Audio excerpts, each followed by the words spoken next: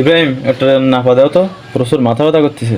আরে মামু, হ্যাঁ মাথা ব্যথা করতেছে। হ্যাঁ তাই আইসিপার একটা নাপা পড়ি চাইলে এটা কিন্তু ঠিক না। মাথাটা কোন কারণে ব্যথা করতেছে এটা এই ডাক্তারের কাছ থেকে জানি নেওয়ার ভালো, বুঝতে পারিস? এখন চলো ডাক্তারের কাছে চলো। তুমি বলতেছ তো, চলো তাহলে। হ্যাঁ চলো। পাগল, তোমার তো তেমন কোনো সমস্যা আমি পেলাম না। সামান্য কিছু ওষুধ লিখে দিচ্ছি, কিনে খাও, ঠিক হয়ে যাবেন।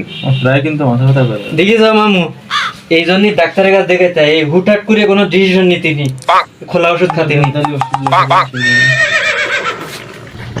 মামু চলো তবে।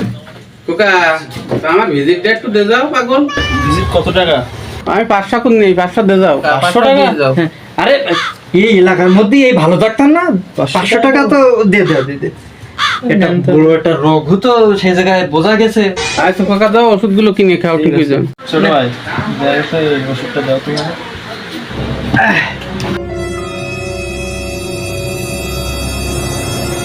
শুধু একটা নাপা? মামু তুমি কাজটুক করলে কি? তুমি তুমি মার ভাই মামু হয়ে আমার 500 টাকা গুণগত দিলে। সেই তো আমার একটা নাপাই দিল, কিন্তু নাপাই নিচ্ছিলাম এখান থেকে।